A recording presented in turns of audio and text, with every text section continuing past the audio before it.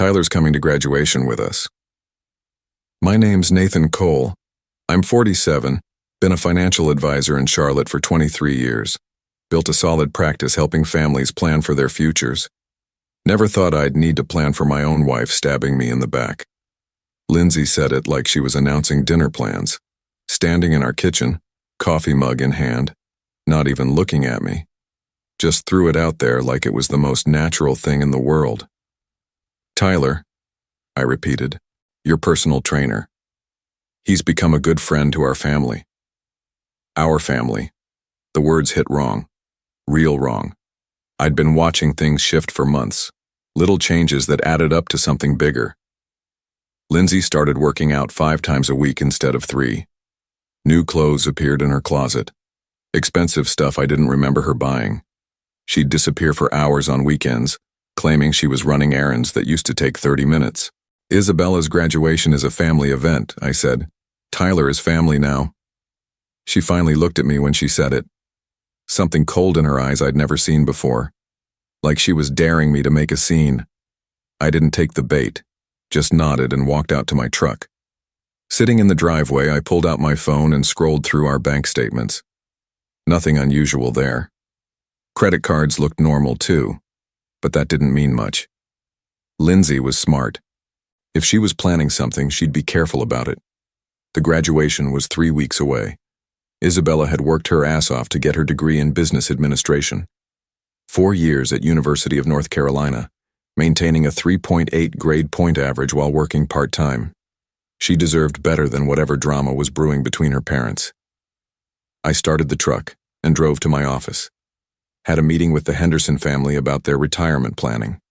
Simple stuff, but sitting across from them, watching how they looked at each other after 35 years of marriage, something twisted in my gut. They trusted each other completely, finished each other's sentences, made decisions together.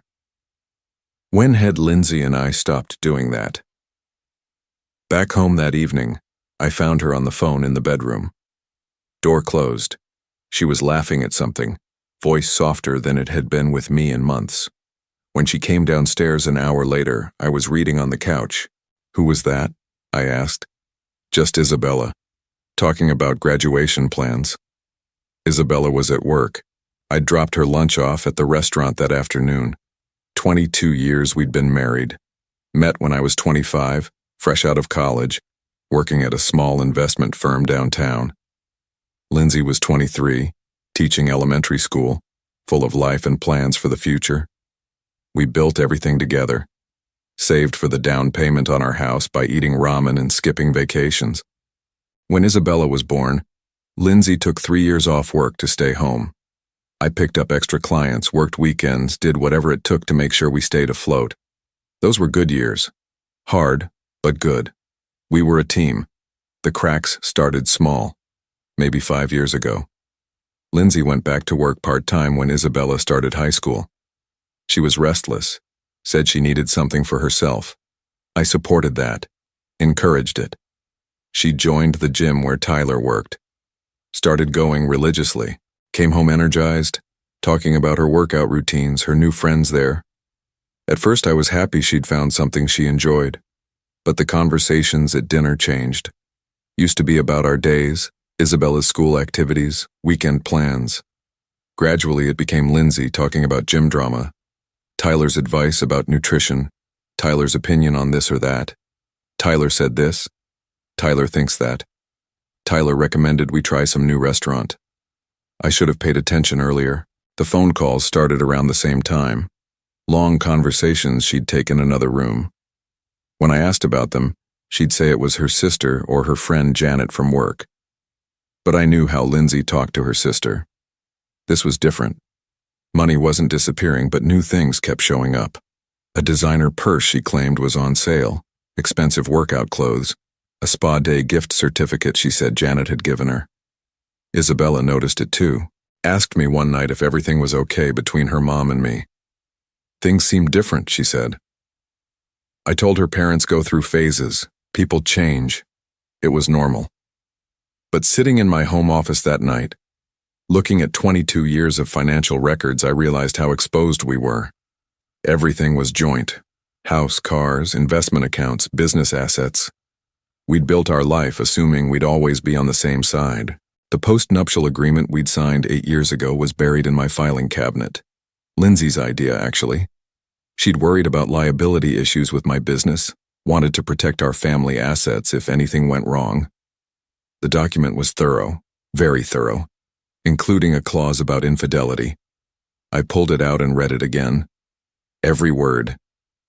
Then I made some phone calls.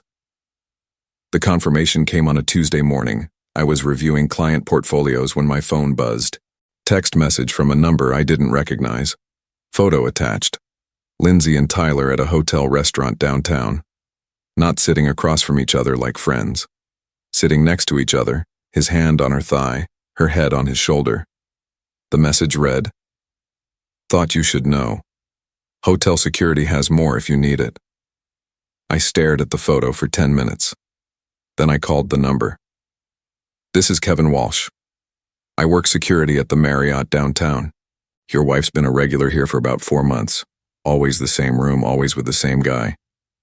Why are you telling me this? My brother went through the same thing. Wish someone had told him sooner." I thanked him and hung up. The weird thing was, I wasn't angry.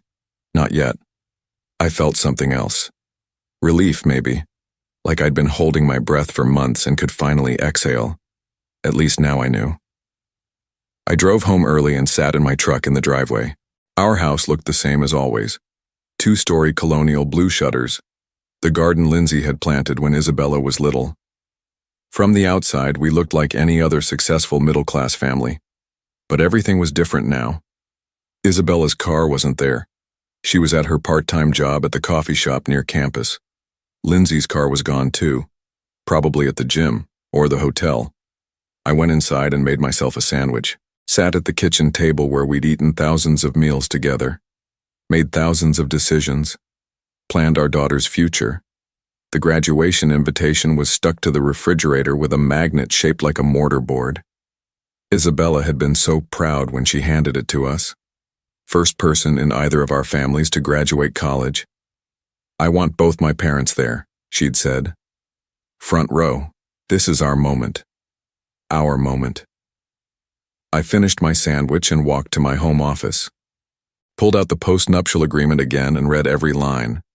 Then I opened my laptop and started making lists. Asset protection strategies, trust formations, documentary evidence requirements. I'd spent 2 decades helping families plan for their financial security. Time to put that expertise to work for myself. My phone rang around 6 p.m. "Lindsay. I'll be late tonight. Having dinner with Janet. Girl talk about the graduation." "Sounds good," I said. "Take your time." After I hung up, I called my attorney, then my accountant, then a private investigator whose business card had been sitting in my desk drawer for 3 years. The graduation was 17 days away. I had work to do. I decided to test the waters 2 weeks before graduation. Casual conversation over morning coffee. "Been thinking about the graduation seating," I said. "Maybe Tyler should sit with his own family instead of ours. Keep things simple." Lindsay's coffee mug stopped halfway to her lips. "What's that supposed to mean?" "Just that it's a family day. Parents, grandparents, close relatives. Tyler doesn't really fit that category." Her face shifted. Guard went up instantly. "Tyler has been incredibly supportive of our family. He deserves to be there." "Supportive how?" Wrong question.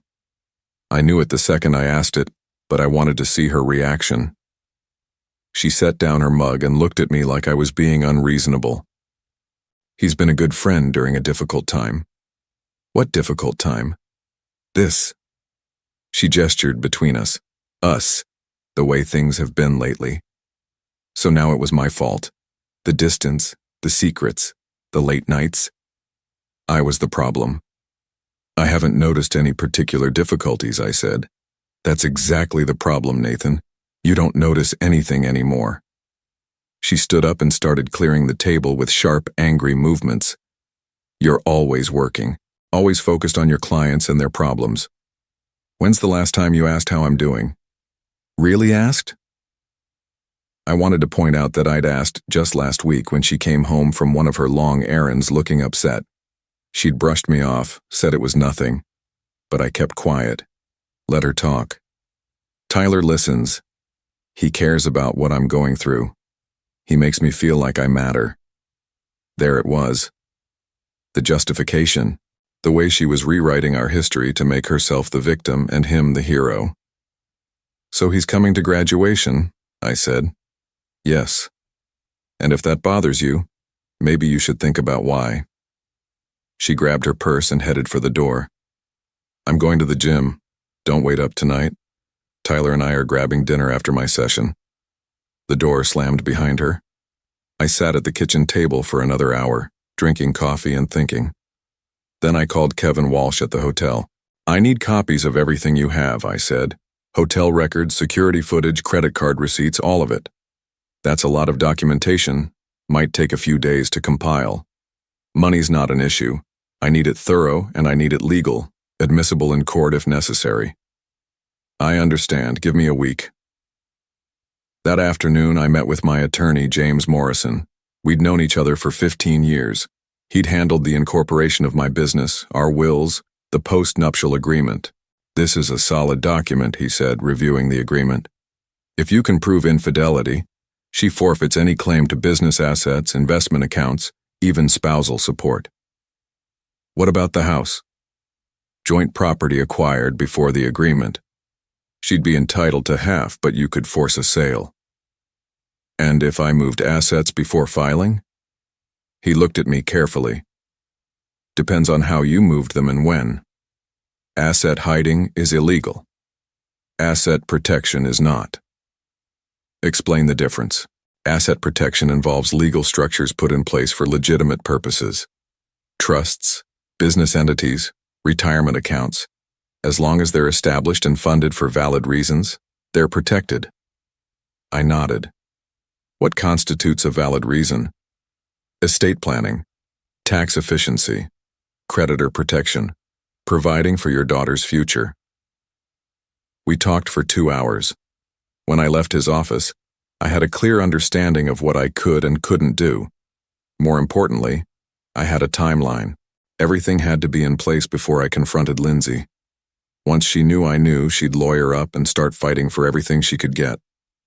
But if the assets were already protected, already moved into legitimate structures, there'd be nothing left to fight over. That evening, I called Isabella. How's school going? Everything ready for graduation? Almost done with finals. I'm so excited, Dad. This feels like the beginning of everything. I'm proud of you, sweetheart. Really proud. Will you and Mom be okay? At graduation, I mean. Things seem tense lately. I closed my eyes. Smart kid. Too smart. Everything will be fine, I said. This is your day. Nothing's going to spoil that. Kevin Walsh delivered the documentation on a Thursday. Hotel records going back 6 months. Security footage from lobby cameras. Credit card receipts from the restaurant and room service. It was worse than I'd thought.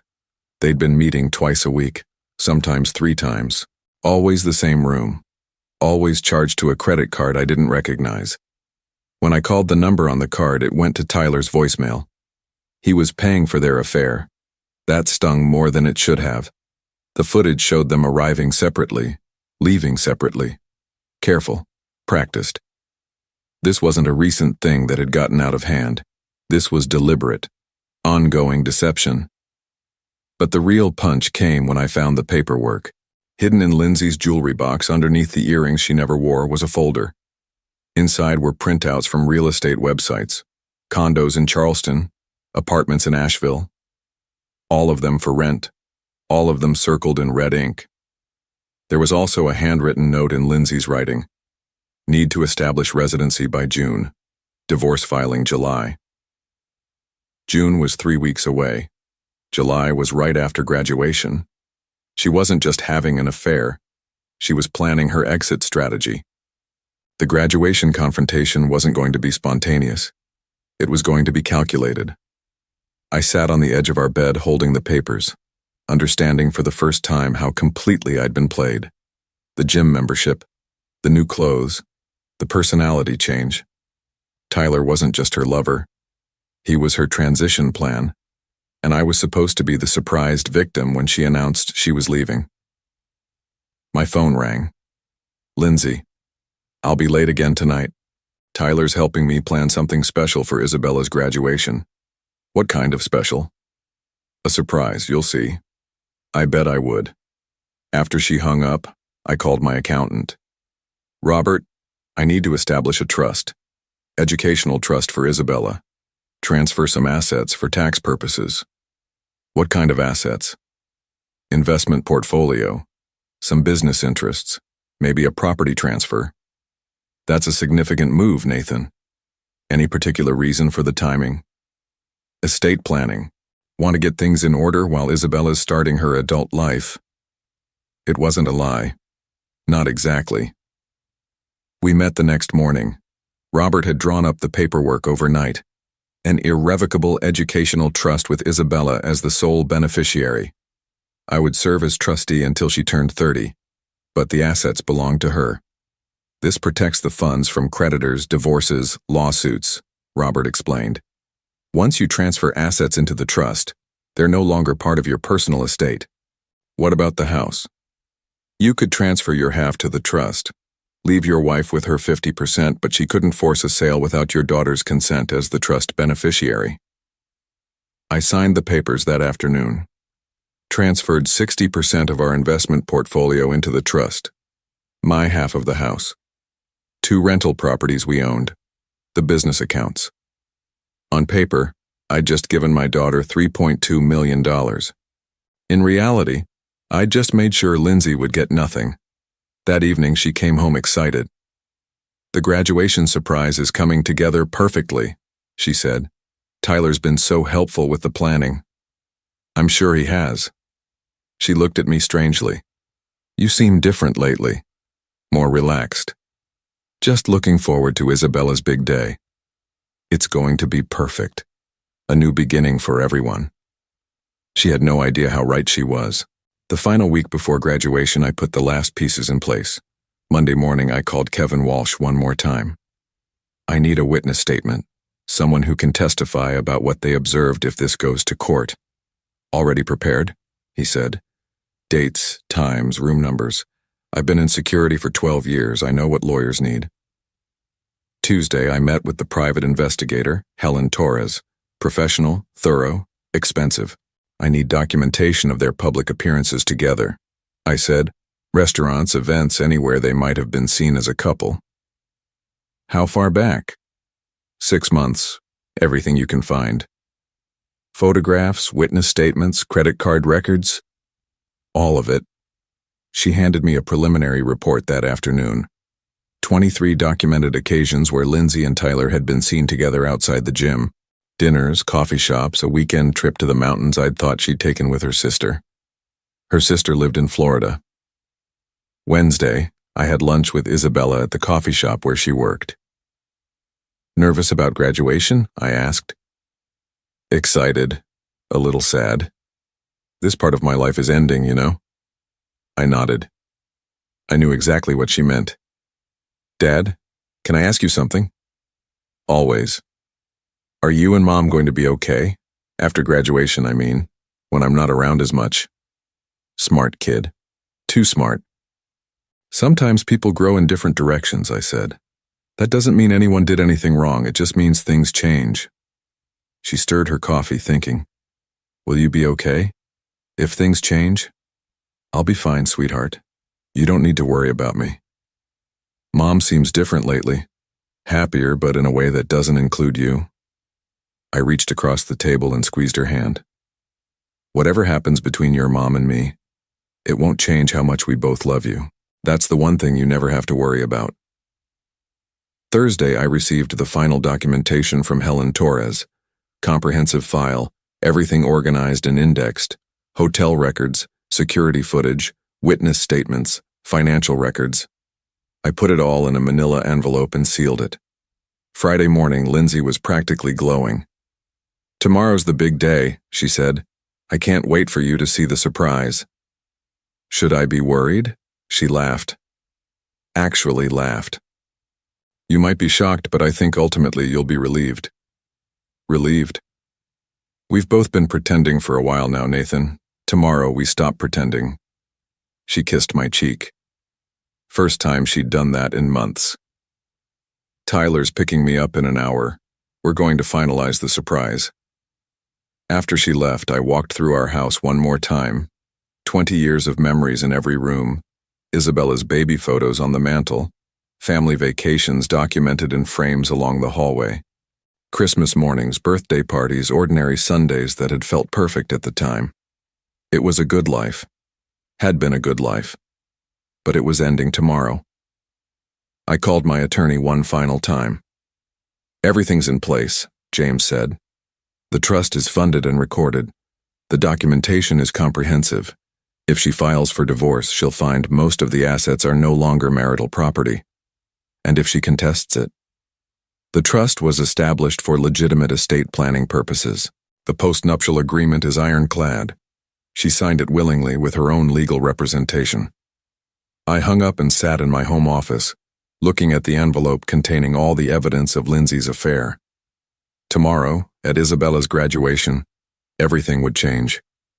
I was ready. The graduation ceremony was perfect. Isabella walked across that stage like she owned the world. And for that moment, she did.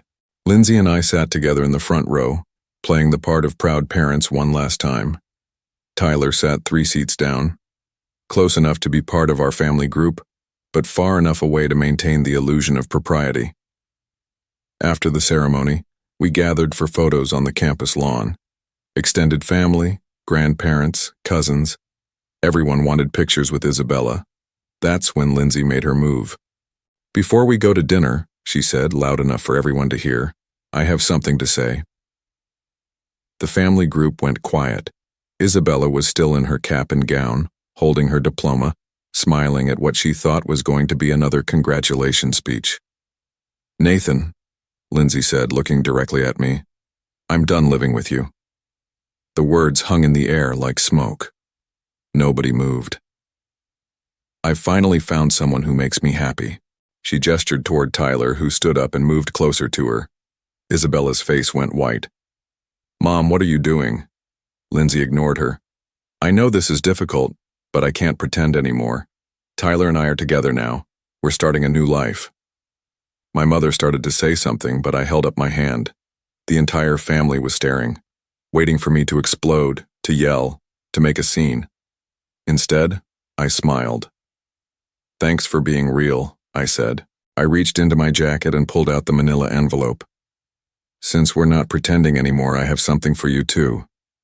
I handed her the envelope. Open it. She looked confused but took it. Probably expected divorce papers or some angry letter. She opened the envelope and pulled out the contents. The hotel receipts came first, then the security photos, then the post-nuptial agreement with the infidelity clause highlighted in yellow. Her face changed as she read. Confusion turned to understanding. Understanding turned to panic. What is this? Documentation, I said calmly. Hotel records, witness statements, financial transfers, everything you've been doing for the past 6 months. She flipped through the papers, her hands shaking. The last page is particularly interesting, I added. Asset transfer documents. Turns out, when you were planning your surprise, I was planning mine. She found the trust documentation, read it twice.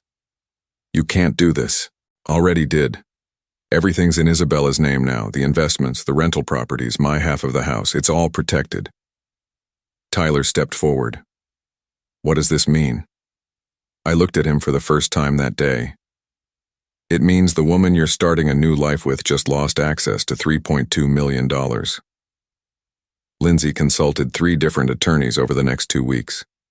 They all told her the same thing. The post-nuptial agreement was valid, the asset transfers were legal, and she had no grounds for contesting either. She kept the house, her car, and her teacher's pension. Tyler disappeared the day after her first attorney meeting. Isabella and I had dinner the following month at her favorite restaurant. Are you angry at Mom? She asked. No, I said, and meant it. Disappointed, but not angry. Are you angry at yourself? That was a harder question. Maybe. For not seeing it sooner. For letting it go on as long as it did. Do you think you'll date again? Someday. When I'm ready. She reached across the table and squeezed my hand. I'm proud of you, Dad. For how you handled everything. You could have made it ugly. Your graduation day belonged to you, not to our problems. Still, you kept your dignity. That matters. 6 months later, I moved into a smaller house across town, kept my business, my clients, my routine. Lindsay moved to Charleston with a different personal trainer she met at a yoga studio. Isabella started graduate school in the fall. The trust fund I'd established paid for everything and would continue to provide for her long after I was gone. Sometimes I'd drive past our old house. The new owners painted it yellow and put in a swimming pool. It looks happy. I don't miss the deception or the careful pretending. I don't miss walking on eggshells or wondering what Lindsay was really doing when she said she was running errands. I miss the family we used to be before the lies took over. But that family was gone long before graduation day. Some endings aren't tragedies. Sometimes they're just the truth finally catching